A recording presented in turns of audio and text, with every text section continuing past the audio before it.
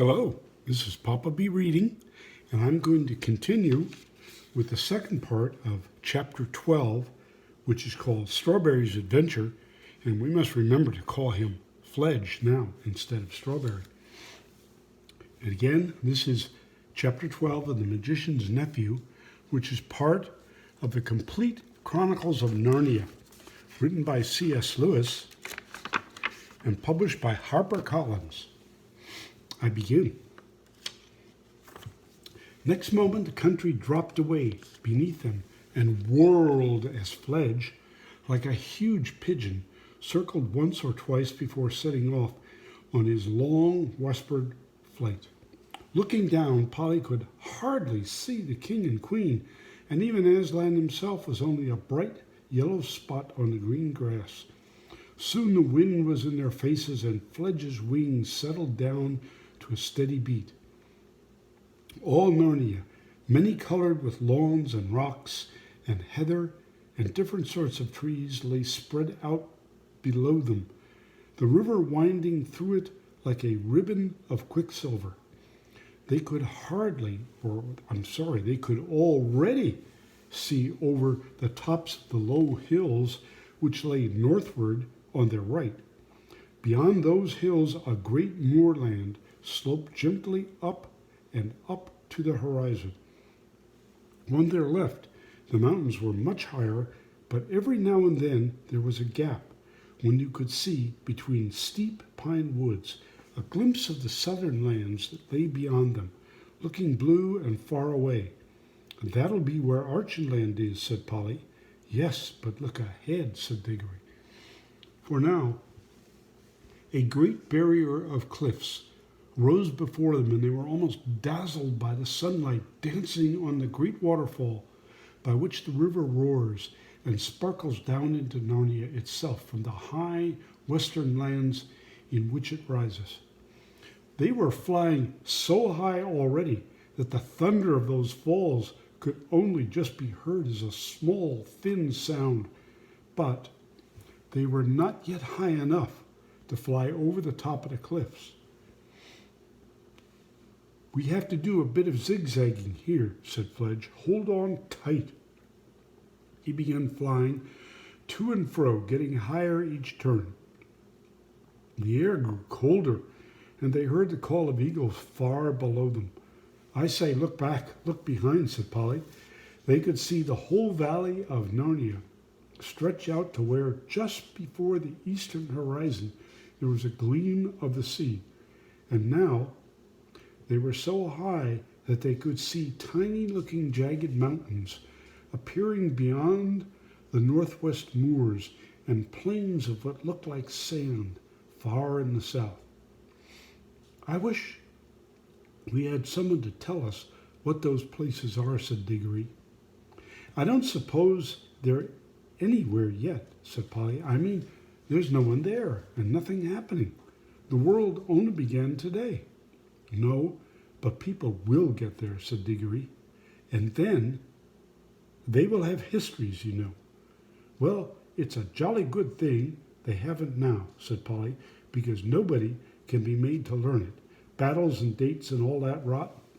Now, they were over the top of the cliffs, and in a few minutes the valley land of Narnia had sunk out of sight behind them. They were flying over a wild country of steep hills and dark forests, still following the course of the river.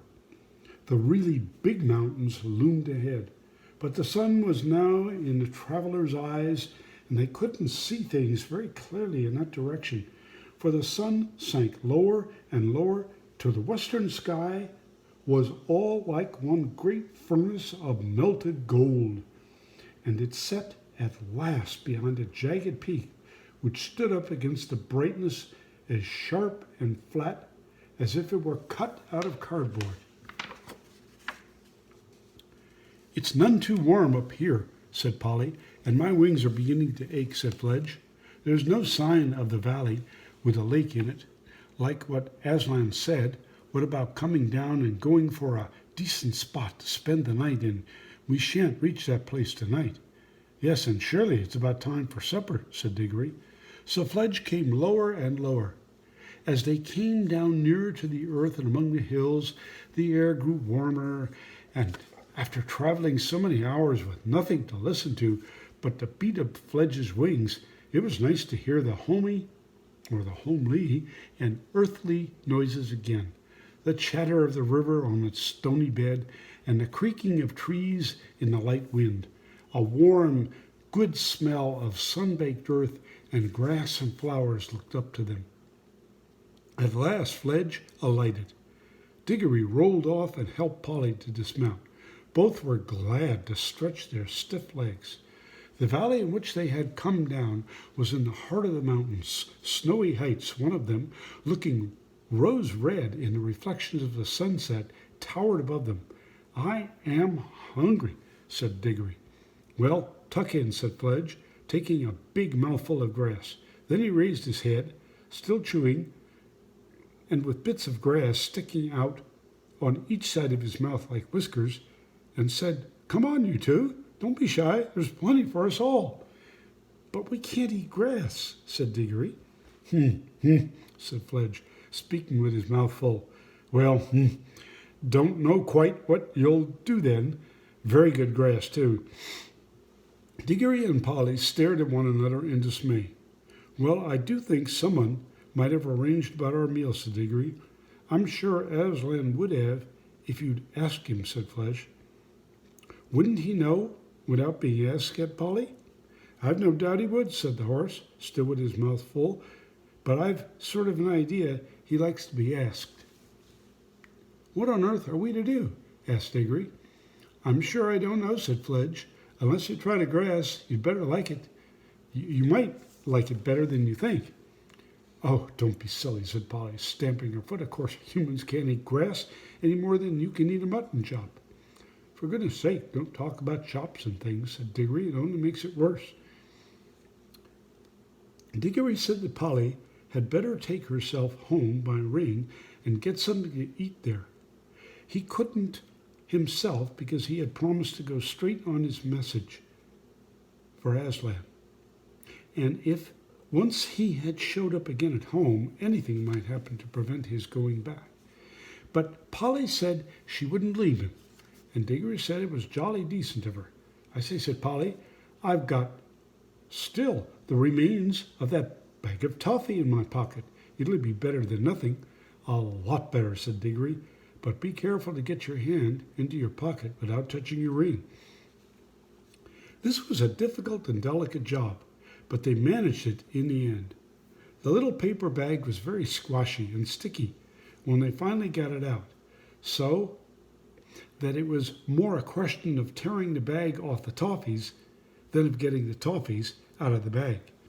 Some grown-ups, you know how fussy they can be about that sort of thing, would rather have gone without supper altogether than eaten those toffees.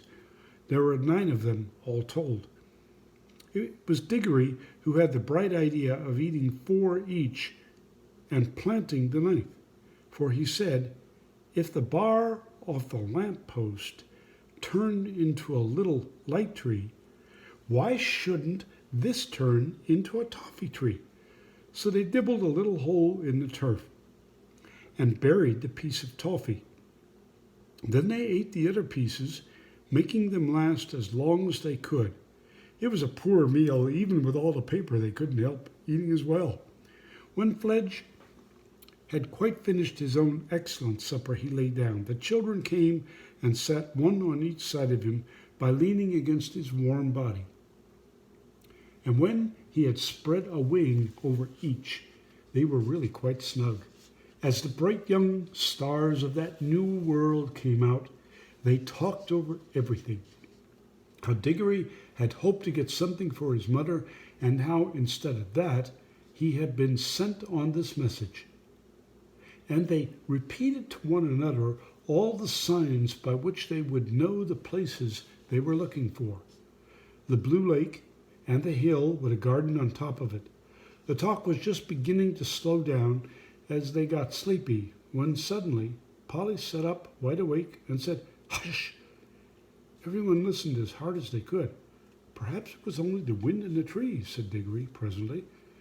I'm not sure, said Fledge. Anyway, wait, there it goes again. By Aslan, it is something.